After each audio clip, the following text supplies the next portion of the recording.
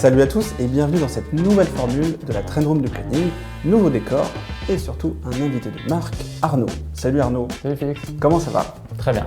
Tu as passé de bonnes vacances? Super, au taquet. Eh bien j'espère car c'est reparti pour un tour.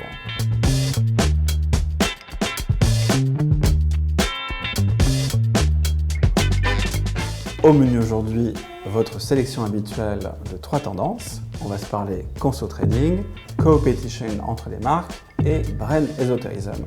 Et puis Arnaud, évidemment, on t'écoutera pour un sujet spécial rentrée, je crois. Spéciale rentrée, oui, avec les aides après une année 2020 un peu compliquée. On va voir comment ils essaient de rebondir en 2021. Au top.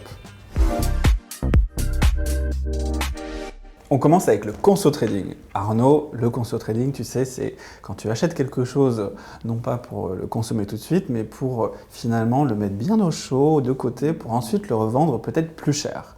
Alors l'exemple qu'on a en tête, c'est par exemple ces dingues de sneakers qui vont parfois jusqu'à créer la rupture de stock, tu sais, pour faire monter la valeur d'une chaussure dernier cri. Sur Internet, tu as, je ne sais pas si tu as vu, des groupes en fait, de discussion de ces communautés. On appelle ça les cook groups. Alors les cook groups, c'est un peu comme le PMU, tu vois, des produits. On va se dire oui, alors celui-là, il va valoir très cher plus tard ou pas. Donc c'est assez cool. Pour l'instant, ça concerne pas mal des marques assez cultes, mais ça pourrait aussi s'étendre à d'autres secteurs. Mais ça me fait penser à un truc que j'avais vu récemment dans le cas de No. Je ne sais pas si tu connais cette enseigne, c'est une enseigne discount française. Et cette enseigne, il y a une communauté de fans hyper conséquente, et il s'appelle les Nos Addicts. Et en fait, c'est des personnes qui achètent de manière assez spontanée, un peu impulsive, des produits discount super accessibles en magasin et qui les stockent chez eux ensuite dans leur garage. Donc il y a des photos sur TikTok et des vidéos sur TikTok assez incroyables de personnes qui font des hauls chez eux pour ensuite les revendre sur des plateformes comme Le Bon Coin, Vinted. Donc c'est pas que du pure player, c'est pas que de la sneakers ou des objets culturels, ça peut être aussi des produits de grande consommation. Donc assez intéressant aussi pour les marques dans la façon dont elles gèrent leur fin de série. C'est marrant parce que en fait, c'est même pas seulement financier, on a l'impression que ça devient presque un hobby. Mais en tout cas, au niveau financier, moi, ce que j'ai vu, c'est que tu avais de plus en plus de solutions, tu sais, Shop Now, Pay Later, où en fait, finalement, ça rend possible ce genre de démarche, ça l'encourage à fond, parce que tu vas t'acheter un énorme stock. Enfin non, tu vas l'acheter, mais tu vas le payer qu'après l'avoir revendu. Donc, c'est un phénomène que les marques ne doivent pas prendre à la légère, j'ai l'impression. Et la question qu'on peut se poser, c'est finalement, c'est quoi l'attitude des marques par rapport à ça? Est-ce qu'elles doivent, petit 1, tu vois, fermer les yeux ou petit 2, ça me semble un peu improbable d'ailleurs de fermer les yeux, ou alors essayer de l'interdire, ou peut-être essayer finalement de proposer des solutions propriétaires. Ce qui est intéressant avec le cas de No, c'est que ça touche plus seulement les sneakers, plus seulement des marchés de niche, et c'est pas que du pure player, ça peut passer aussi par le retail. Donc ça a aussi une fonction grand public, on sait que Vinted, ça marche super bien en ce moment. Donc moi je pense que ça peut être une façon très intéressante, notamment sur des engagements responsables, de gérer des fins de stock, de revendre mieux, et puis aussi de soutenir aussi une vraie communauté de consommateurs qui est hyper importante pour la marque. Arnaud, on enchaîne avec la competition. Est-ce que ça te dit quelque chose? Coop, coopération, compétition, c'est ça, tu brûles. C'est en fait ces marques qui sont concurrentes, voire féroces rivales, et qui vont s'allier pour la bonne cause sur des sujets CSR. Donc l'exemple qu'on a en tête, c'est évidemment Burger King qui va enlever son fameux Whopper de son menu le jour où Ronald McDonald va faire son opération caritative. Mais attention, parce que si on veut l'étendre à d'autres marques, il faut quand même des marques très rivales, qui soient extrêmement compétitives. On peut penser à Pepsi et Coca ou Burger King et McDo. Il faut qu'il y ait quand même un antagonisme fort pour que ça fonctionne, non? En tout cas, moi, ça me fait penser un petit peu à la raison pour laquelle je voulais aborder ce sujet de competition, c'est que parfois la communication peut être un peu fade quand il s'agit justement de s'allier ensemble pour sauver la planète. Ça manque justement un peu de sel, comme tu disais. Et c'est un vrai défi en ce moment parce que, comme on sait, les marques comme les pays doivent se serrer les coudes pour faire front commun. Donc on a plein de communications comme, tu vois, We Are Allies. C'est intéressant, ce sont des marques de cosmé qui vont carrément faire la promotion de tous les alliés au sein de cette competition en disant bah voilà mon concurrent Caudalie, il est super clean au niveau du packaging, donc vous pouvez y aller. C'est intéressant parce que ça casse cet esprit de compétition et ça met en fait au-dessus une valeur qui est encore plus importante, qui est finalement l'objectif de sauver la planète. Et en même temps, je trouve que dans la forme, ça reste des communications qui sont finalement assez convenues. Il faut faire attention à ne pas faire non plus échange de politesse sur Twitter. C'est des choses qu'on voit assez souvent quand même depuis quelques années.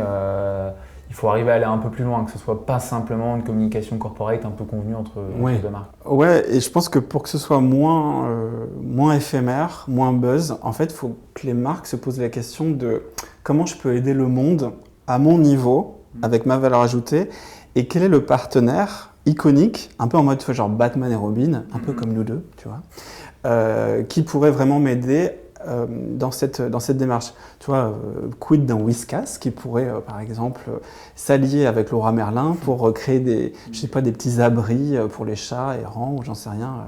Whiskas, nous avons une idée pour toi. On termine avec le brand Esoterism. Arnaud, j'espère que tu es prêt à ouvrir tes chakras. Je vais faire de mon mieux. Comme tu le sais, on est un petit peu en période de pré-apocalypse. On ne sait plus à quel saint se vouer. Les consommateurs ont besoin de croire en quelque chose. Quelques exemples. Donc, nous avons Monday Drop. Moi, j'adore cette marque. Je ne sais pas si tu connais.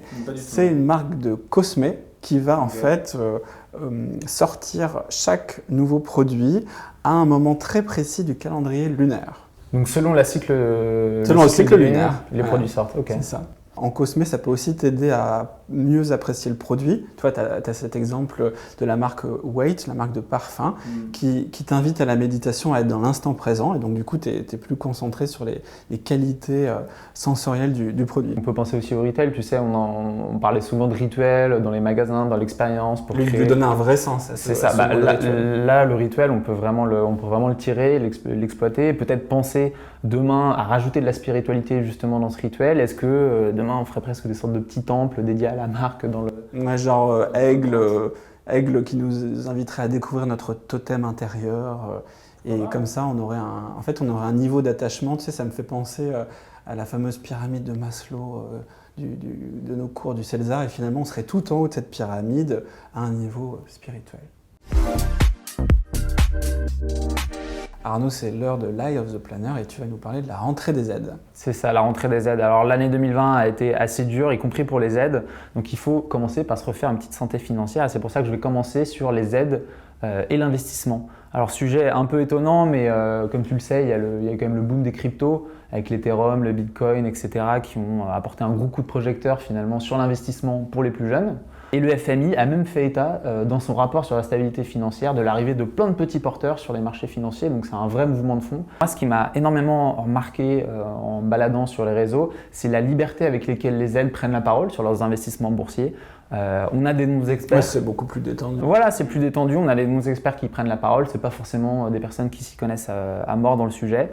Et à tel point qu'aujourd'hui, il y a quand même 45% des aides qui se tournent vers les réseaux sociaux pour avoir de l'info financière, contre à peu près 14% pour le reste de la population. Donc c'est vraiment un gros shift générationnel. On attend avec impatience le BFM TV, le Good Morning Business sur TikTok. C'est ça, c'est ça. Et avant le Good Morning Business, il y a déjà pas mal de comptes très sympas que je vous invite à aller regarder.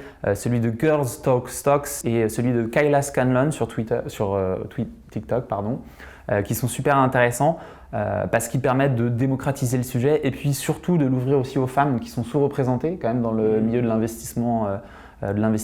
Tu nous parles emploi maintenant. Oui, parce qu'avant d'investir, il faut quand même avoir un emploi pour pouvoir investir de l'argent.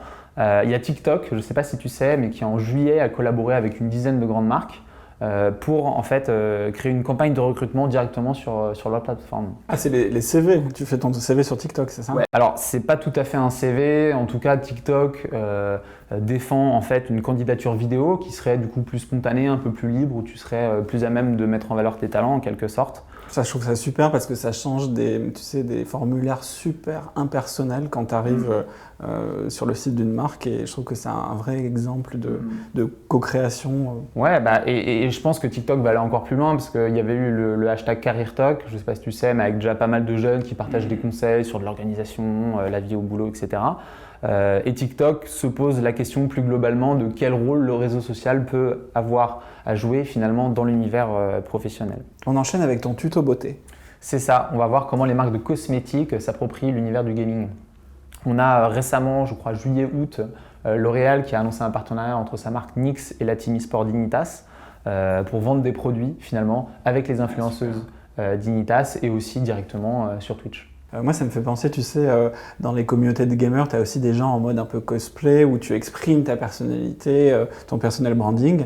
Et du coup, c'est pas juste du product placement, ça pousse vraiment ces marques à innover presque. Ouais, L'Oréal va aller plus loin. De toute façon, ils ont annoncé que c'était que le début finalement d'un engagement vraiment durable dans l'univers du gaming. Ça me fait penser à la marque Game Beauty. Qui carrément crée des palettes make-up selon le jeu vidéo auquel tu joues. Donc tu peux te maquiller comme dans Cyberpunk par exemple. C'est marrant ça. C'est assez intéressant. Et donc on peut s'attendre pour cette rentrée 2021 à ce que les marques beauty continuent d'explorer beaucoup plus l'univers du gaming et que ça devienne une stratégie média vraiment à part entière. Écoute, on a hâte de te retrouver sur Fortnite, Arnaud, avec ta nouvelle panoplie. En parlant de monde parallèle, je crois que tu as vu quelque chose d'assez étrange sur TikTok. Ouais, un sujet un peu what the fuck, les réalités alternatives. Alors sur TikTok, ils se définissent comme les shifters. Qu'est-ce que c'est que des shifters? En fait, c'est des personnes qui vont partager des tutoriels sur TikTok pour finalement quitter le monde réel et entrer dans un monde onirique. Le hashtag c'est Shifting Reality, ça fait déjà 170 millions de vues sur TikTok. Et finalement, c'est une pratique qui vient mélanger méditation et fanfiction. Comment ça se passe? En fait, c'est des personnes qui vont quitter ce qu'ils appellent la CR pour Current Reality, pour entrer dans la DR. Ils prennent des trucs pour faire ça. Alors oui, alors pas forcément, c'est une génération assez straight edge, mais en tout cas, ce qui est intéressant, c'est que ils vont véritablement couper tout contact avec le monde actuel, qui peut être un peu anxiogène, un peu stressant, pour entrer dans cette DR, la Desired Reality. Donc ça peut être concrètement le dortoir d'Harry Potter où je peux enfin draguer Drago Malfoy ou par exemple une taverne de Game of Thrones où je vais rencontrer Khaleesi. Je trouve ce qui est intéressant dans cette tendance, c'est le fait que les aides utilisent la shifting realities finalement pour quitter un monde qui peut être super anxiogène, assez stressant et se réfugier dans un environnement beaucoup plus safe, beaucoup plus protecteur pour relancer leur imagination. Et c'est marrant parce que finalement, tu as plein de marques qui essayent d'aider les aides sur un niveau très logistique, sur l'emploi, la finance, on en a parlé. Et quid de marques qui demain aideraient les aides plus à cultiver leur univers, leur imaginaire, et ça renvoie un petit peu à ce qu'on se disait tout à l'heure sur le rituel. En fait, il y a peut-être une rencontre à créer entre ces marques un petit peu plus spirituelles et ces aides en quête d'ailleurs. On termine avec une toute nouvelle rubrique, le répondeur du planning. Ouais, on va essayer de répondre à vos questions chaque mois sur les marques, tout simplement. Et ce mois-ci, nous avons une question de Ludivine de la Ferté-sous-Jouarre. On l'écoute. Allô, la Train Room? Oui, j'ai une vraie question. On n'arrête pas de recevoir des briefs avec du localisme partout. Qu'est-ce que t'en penses? C'est juste une mode ou c'est une vraie rupture? Alors le localisme, c'est intéressant parce que c'est une philosophie selon laquelle une organisation sera plus efficace localement en termes de granularité et aussi en termes d'engagement avec les communautés. Mais on peut se poser la question au niveau des marques, est-ce que ça fonctionne? Jusqu'à quel point ça peut fonctionner? C'est intéressant parce qu'on peut penser que le local, c'est qu'un engagement pour la région ou pour la planète. Mais comme tu le dis, c'est aussi une méthode. Alors ça peut remettre en question pas mal l'organisation des entreprises avec la volonté de décentraliser un peu plus.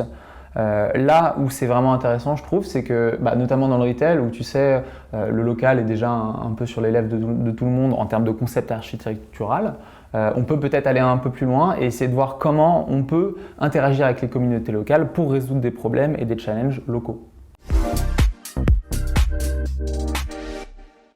Et comme on adore le brand des Autorism, on n'allait quand même pas vous laisser sans un petit unboxing 100% spirituel. Regarde ce que je nous ai amené. Donc alors, c'est la marque Third Ritual qui a concocté quelque chose d'assez étonnant. C'est une bougie, mais à ton avis, Arnaud, quelle est sa particularité? C'est qu'en fait, c'est une bougie qui t'invite à contempler le temps qui passe. Donc tu plantes ta bougie là comme ça. Et après, tu vas planter différents clous. Ah, c'est ça, ok. Ouais. Tu les plantes là. Et au fur et à mesure que la bougie va se consumer, eh bien, tu vas entendre le temps qui passe. Je te fais une petite démo, hein, parce qu'on va pas attendre que ça... Ouais, Voilà. ça va durer un petit bout de temps. C'est très très mindful, on aime beaucoup. Voilà, on valide. La Train Room de planning, c'est déjà fini. On espère que vous avez aimé ce nouveau format. N'hésitez pas à nous faire de vos petits commentaires en bas de l'écran. Et puis évidemment, on vous attend le mois prochain pour la prochaine question avec un autre planeur. Le répondeur vous attend. À très vite. Ciao!